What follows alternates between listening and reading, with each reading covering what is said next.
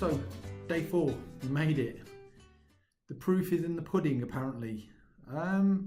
So yeah, I know I explained it sort of quite well before, so or in the previous video, but the fact that we had the output from the console, or the writing that printed out in the day 3 email, that was our container running and shutting down. Again, I'm not going to sort of read through all this. I'm just going to try and hit the points that, excuse me again, hit the points that I think there might be any misunderstanding or difficulty with, or that I can expand on. So the next command that we've got here, which I also mentioned or touched on in the previous video, is the Docker container ls. I talked about the namespaces, so we use Docker image ls. So you can see how these kind of fit together quite nicely. So whatever you want, then you can type that thing and then the command that you want, or the argument. So if this goes on to sort of explain it, you know, there's a little bit of a gotcha here, but I'll just show you. So we're gonna do Docker container ls. So we want to list our containers, and I was surprised then, I forgot.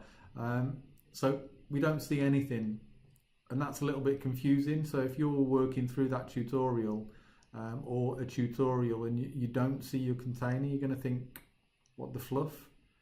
Where is it?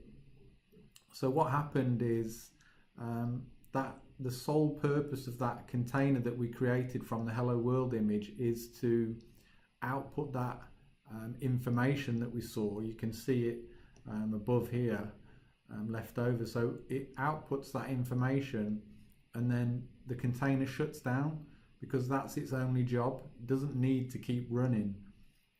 So this command, the Docker container ls, only shows us running containers. So our container still exists. We still created it. It's still there. It's just that it's obviously not a running container because it shut down, because it had finished doing what it was doing. So I'm going to use the up arrow and just append a flag onto this command.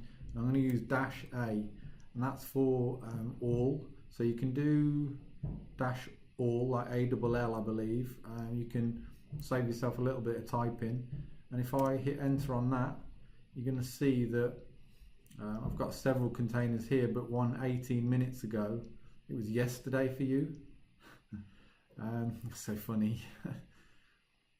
You can see the hello one 18 minutes ago, and that it's available, and it's exited. That's the bit I was looking for there. Can I scroll across on this? Oh, I have to extend the command, the interface out, and you're not going to be able to see that. So you can see that it exited 18 minutes ago, basically.